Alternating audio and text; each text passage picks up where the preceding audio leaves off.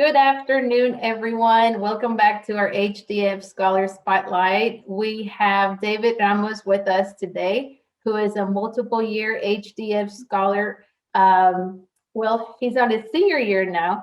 And so I will let David introduce himself. But before I do, just want to give a little bit of background of how David and I met. So actually, last year, I started the week that the foundation shut down and sent everybody home. And one of my first projects was to call our scholars and do a check-in and see how they and their families were doing.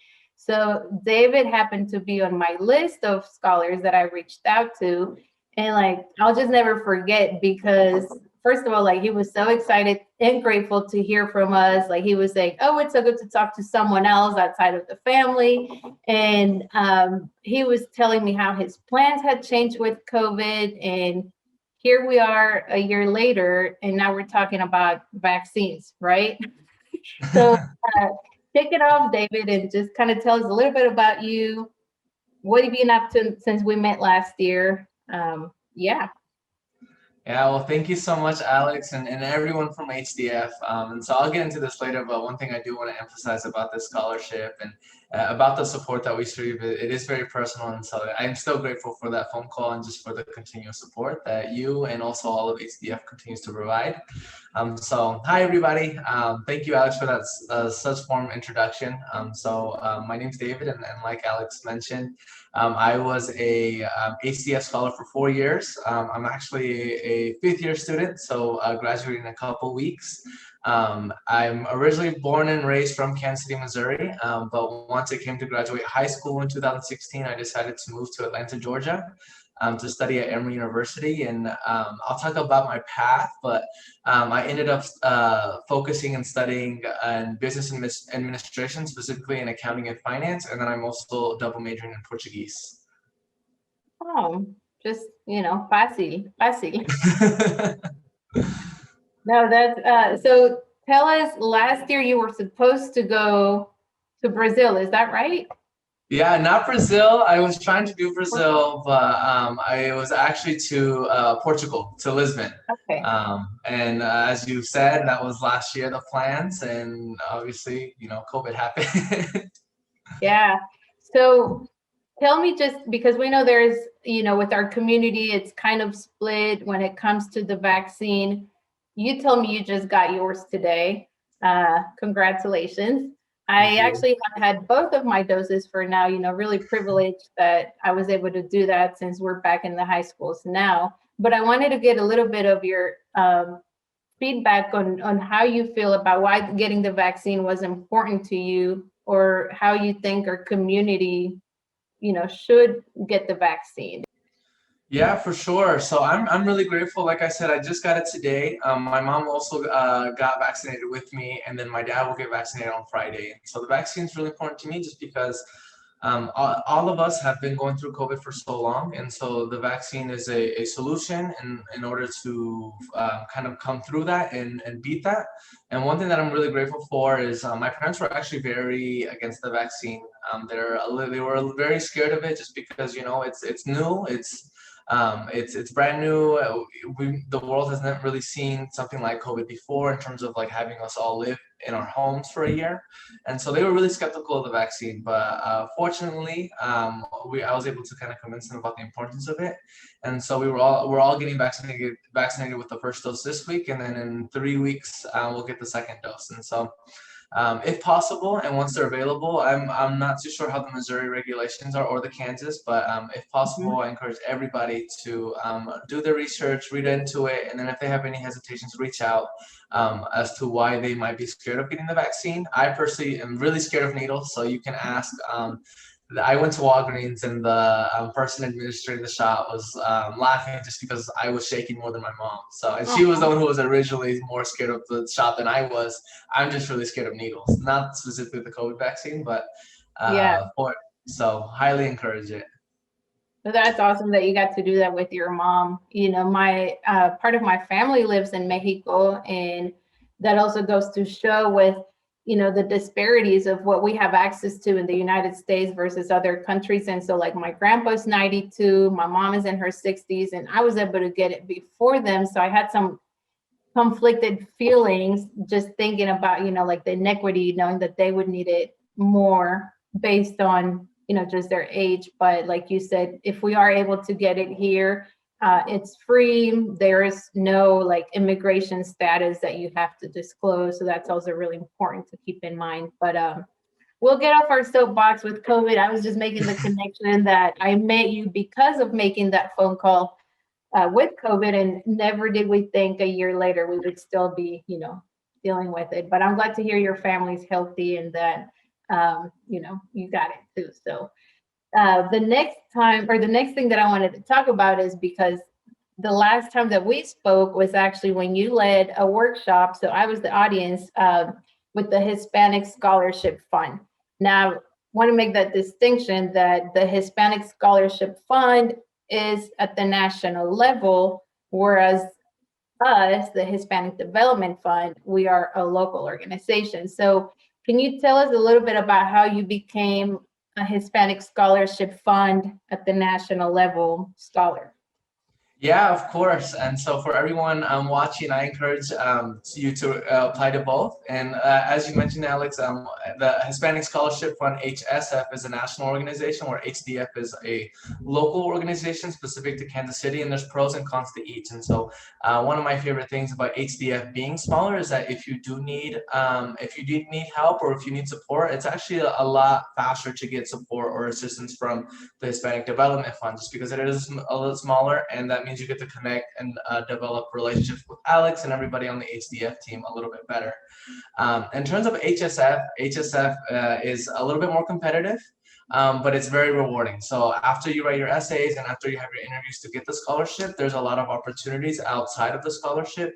And so some of my favorite, and this was of course pre-COVID, and so I'm hoping that these types of things will come back, but they host a lot of different conferences depending on what your area of study is. So for example, they will have a healthcare conference, they'll have a finance conference in New York, they'll have a media and entertainment conference. If you're trying to get into work for companies like Disney or Warner Bros., they'll have a conference in Los Angeles. And so I've been able to participate in a couple of those conferences, both in New York and in Los Angeles. And the nice thing about it being a national organization is they have the resources to be able to pay for your hotel, to pay for your flights, and then also you're meeting scholars from outside of your bubble. So if you're from Kansas City, or like me, I'm in Florida right now, you get to meet other Hispanics, other Latinxes that are change makers in their community, and then you're together for one weekend. So it's really empowering, and so I love both organizations.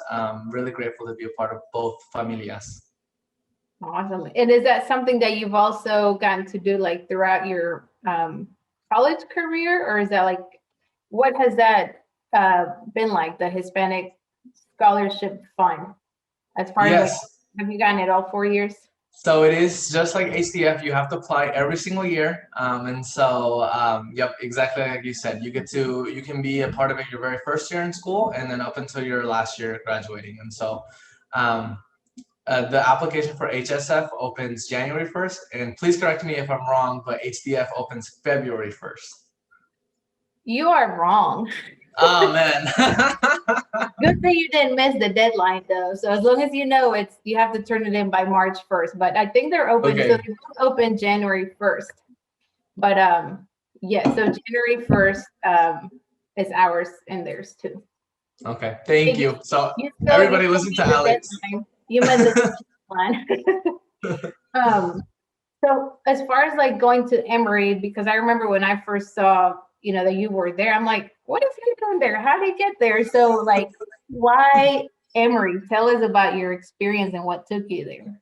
Of course. And so I just want to talk a little bit about my background. So I think for a lot of us in the Hispanic and the Latinx community, especially for me, my family is my core. I'm really close to my parents. I love my family, my grandparents, and then my cousins. They all live in Kansas City. And so growing up, I always thought I would stay close to home just because that's where everybody was.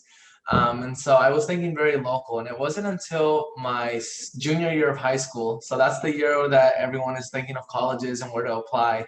It wasn't until then that I kind of accepted and looked at the what could be. And so I started, it was my English teacher, Mrs. Nguyen from Lincoln Prep. If she sees this, thank you so much. But Yes, shout out to she, her. exactly. She and along with other mentors as well kind of encouraged me and pushed me to just apply elsewhere and see what could be. And so I actually found Emory through a fly-in program. And so the funny thing is my first time on a flight ever was after I got accepted into this fly-in program. And what fly-in programs are, and what I encourage everybody to look for after COVID is over, is basically it's very clear that universities, businesses, all types of organizations are needing to diversify. And so back in 2015, Emory had a fly-in program for Hispanic, Black, or Native American students. And so I applied and I was able to come and see what Atlanta was for a weekend. It was my first time on a big college campus. It was my first time in the South, first time in Atlanta. Mhm. And so it was all these new experiences. And at the time, and I'll talk about more of the transition later, but at the time I knew I was going to be a doctor. And so Emory, in our backyard is the Center for Disease Control Prevention, the CDC. And so it was a no-brainer. Once I attended this weekend conference, I fell in love with the school. And so that's what convinced me to take a risk. And obviously I'm always still connected with my family, but take a risk. And even though I'd be physically apart, still stay close with my family, and but eventually move to Atlanta. And so I remember being on the flight to Atlanta for my first week in classes, and I was so terrified. I remember my whole family was at the airport, MCI. It's such a small airport, so everybody was staring at us because there was like 40 of my family members just there, had signs and waving at me past security. And that was the last thing I remember seeing before I got on the flight. And so that being said, I encourage anybody who is scared to maybe leave Kansas City or look at other Mhm. options, just apply and see. And of course, always happy to kind of like help and share resources of um, how that transition was, because it, of course, was not easy. Yeah, and it can really be, especially as first generation, right? It's we don't even know what we don't know until we hear about it, and sometimes the opportunity is too late. But I remember, you recently gave that workshop, which I'll let you tell us a little bit more about that. But my colleague Jean and I joined, and I remember when we were just texting while you were talking, and we're like, "Oh my gosh, like we need to hire him." You were sharing so much information to the high school juniors and seniors, and I'm really appreciative of the fact that you opened it up to Kansas City, because originally it was just going to be for Atlanta. Is that right? Exactly. So you want to tell us like what it was and how you convinced them to let you open it up to Kansas City? Yeah, of course. And so one thing that I do want to say that I'm very grateful for is I have been a part of many national programs and many international programs while I've been at Emory.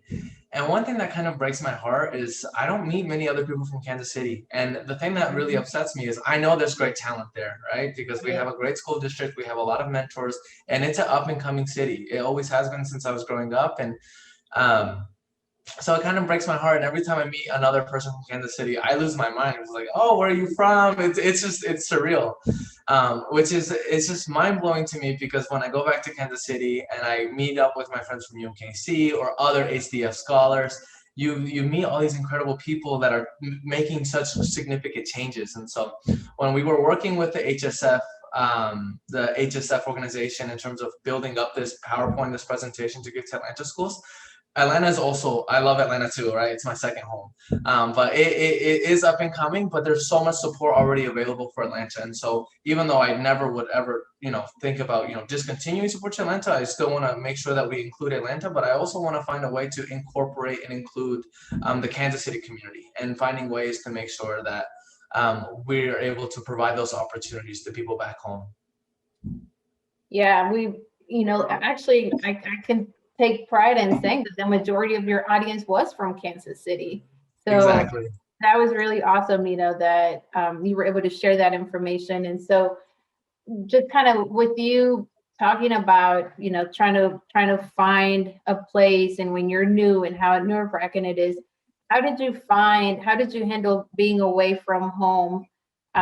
in a whole new place. And even like, when it comes to your mental health and finding community, what do you recommend? What tips do you have for our scholars who a lot of them we're hearing, especially with those COVID calls that we make, and even checking back a year later, they have been really, really struggling, specifically like some of the freshmen, who had that really rough transition. So what has your experience been like, the past 4 years that you can share some uh, pearls of wisdom?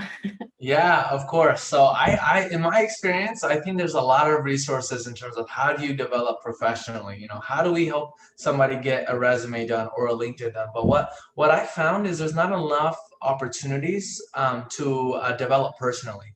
And so Mhm. one thing that I always tell my mentees, or whenever I have the chance to share or connect with somebody, is to make sure that you look at who you are as a person, and to really understand yourself. And when that is accomplished, then it'll be a lot easier to succeed professionally.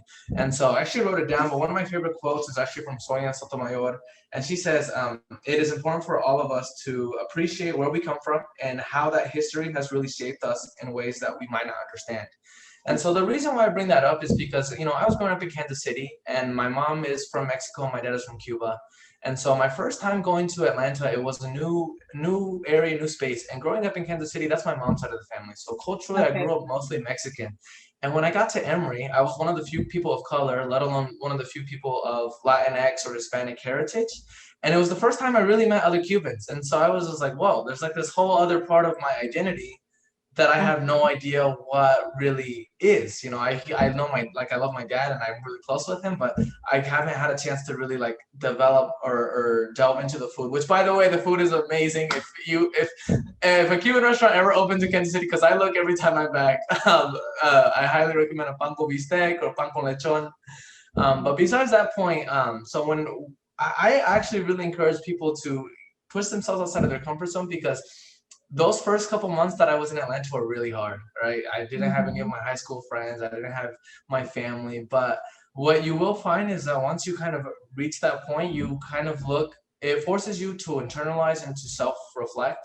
And it kind of makes you ask yourself, okay, what is it that I like? What is it that I like to do? And what am I passionate about?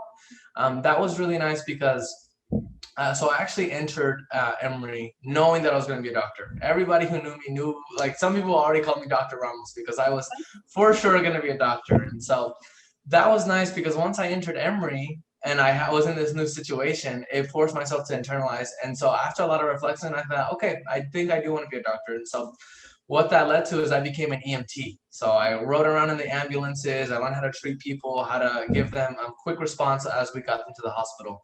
It was there that I realized, oh man, I don't like looking at blood. I don't like seeing people in Yes. pain. That hurts me because I'm such an empathetic person. So that hurts when I see someone in pain, Mhm. I feel that pain with them. And so fortunately, that helped just change the entire trajectory of my life and my career and it was a good lesson too, because I'd rather find that out now in my first year of college than a couple years later in my first year of medical school. So Mhm. in summary, I encourage everybody to self-reflect and really develop themselves personally, and then focus on the professional side. The professional piece will build. Yeah. Because I think one last thing too is I think a lot of people really talk about how important the soft skills are.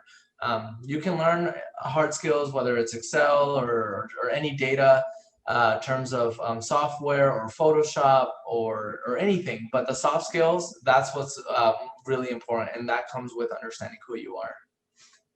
Yeah, that's really important. I appreciate you sharing that. And even with the quote of Sonia Sotomayor, I read her book, My Beloved World. Have you read it? No, not yet. I'm gonna send it to you. I have it in audio too, so I should say I half read it, half listened to it. But the point is, like, she was so open about her upbringing, and just, she came from a rough environment. Like, her dad was an alcoholic. There was poverty involved. She had like diabetes, childhood diabetes. And so just to see that, like, someone like her who came from that, from the Bronx, from an area that people didn't believe in her, and she rose. It's so important. Like you said, she faced so many things where she was uncomfortable going to like Ivy League schools. And so these are things that even now, her being Supreme Court justice, she still struggles with thinking like, oh my gosh, like, do I belong here? And we're talking about Sonia Sotomayor. So if you go through that, and if I go through that, it's like we just kind of have to ground ourselves and remember, to wear our crown and whose daughters and sons we are, right?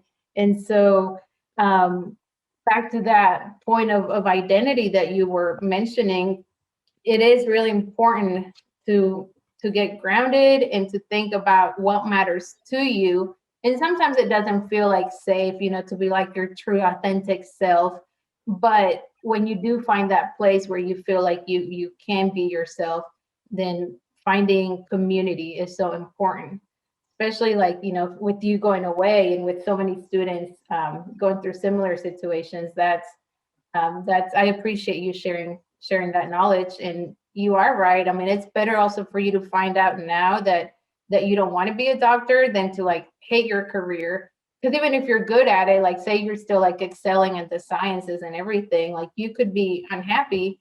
And a lot of our students feel pressure because they don't know what they want to do. Like when they get to college, Mhm. you don't want to be like undecided or not know your major, but it's so normal for students to change their major like 2 to 3 times. And Yep. so I appreciate you sharing kind of like what led you with your journey, and now you love what you're doing. No, for sure. And I always like to tell students that I think it's even better if you go in not knowing what you want to do, because it forces you to really reflect and see where your interests truly lie. Because it was so hard for me to make that transition, like you said. And Mhm. so it's okay if for anyone, watching, and if you're undeciding your major, it's going to be okay. Like you will find where you belong and where your passions and interests align. So.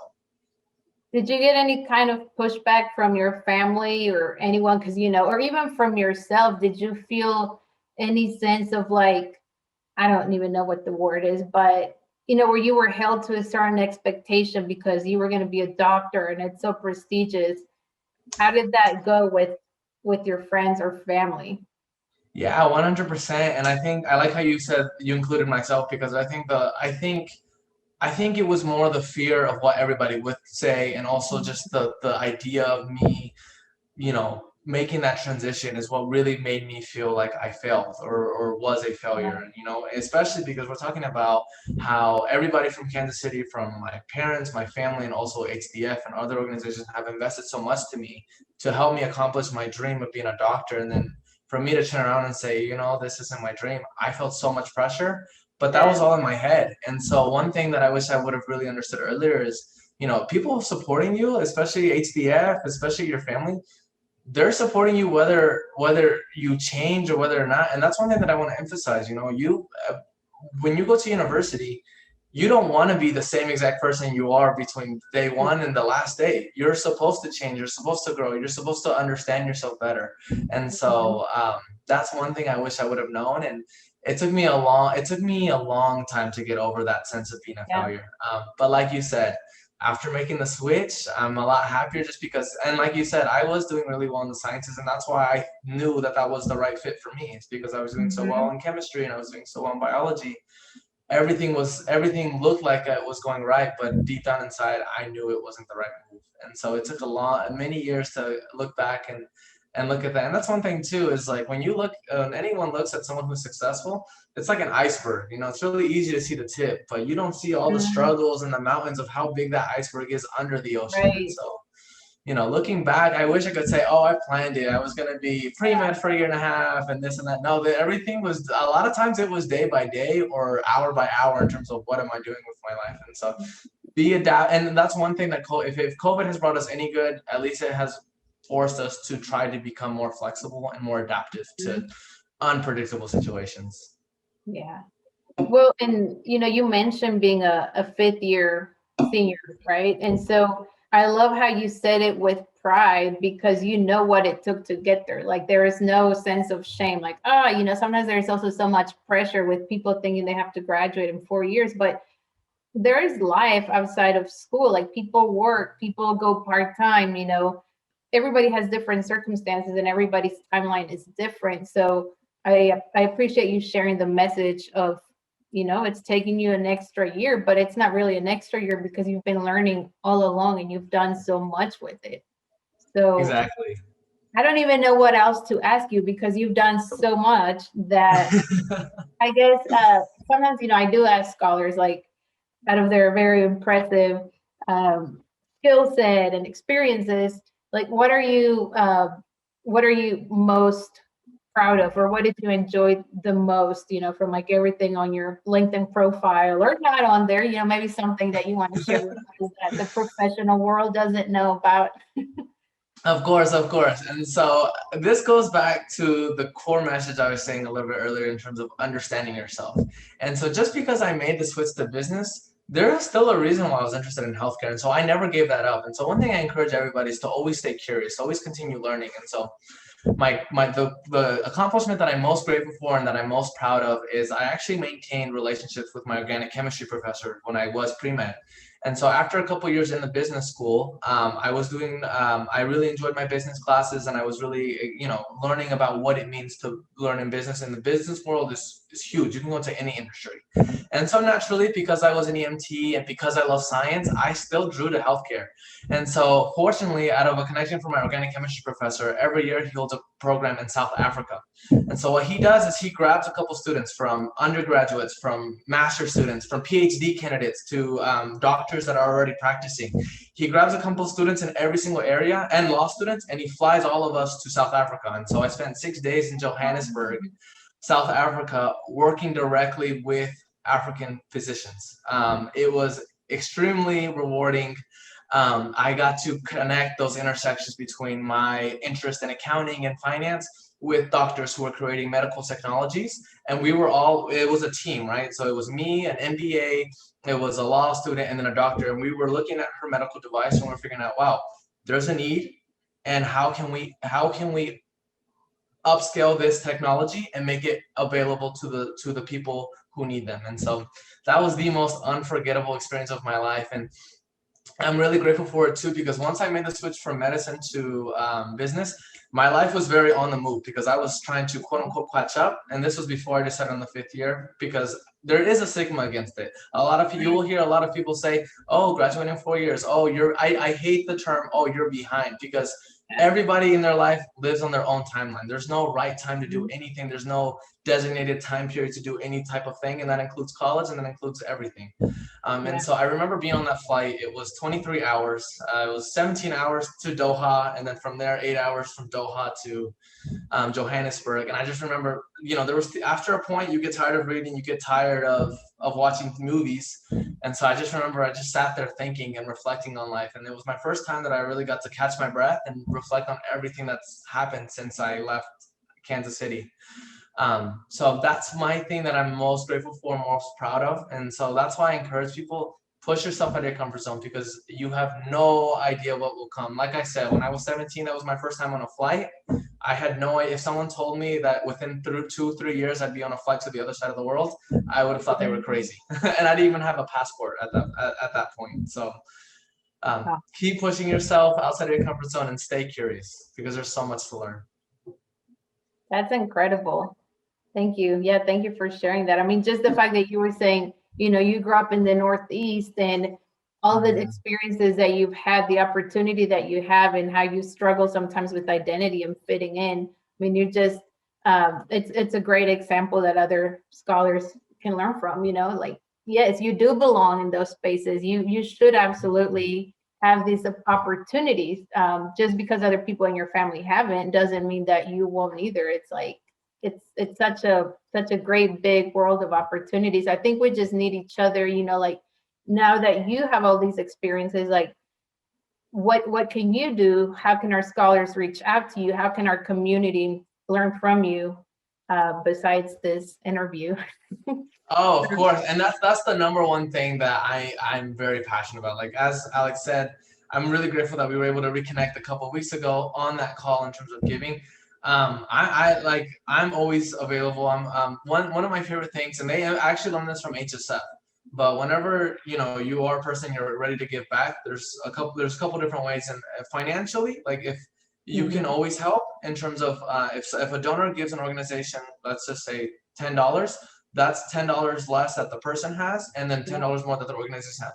The nice thing Mhm. about knowledge is it doesn't matter if I share it with someone else because everybody wins because you get to share it and then that spreads. And so that's Mhm. one thing that I'm really passionate about and trying to figure out what is the best way to share the word and to kind of help expand these opportunities to everyone and especially students back in Kansas City. Yeah. So that being said, feel free to provide my email, maybe my phone number. Yeah, you can put my phone number. Just leave your phone number. You don't need to be getting calls in the middle of the night saying, "Can you help me with my scholarship today? It's due in 5 minutes."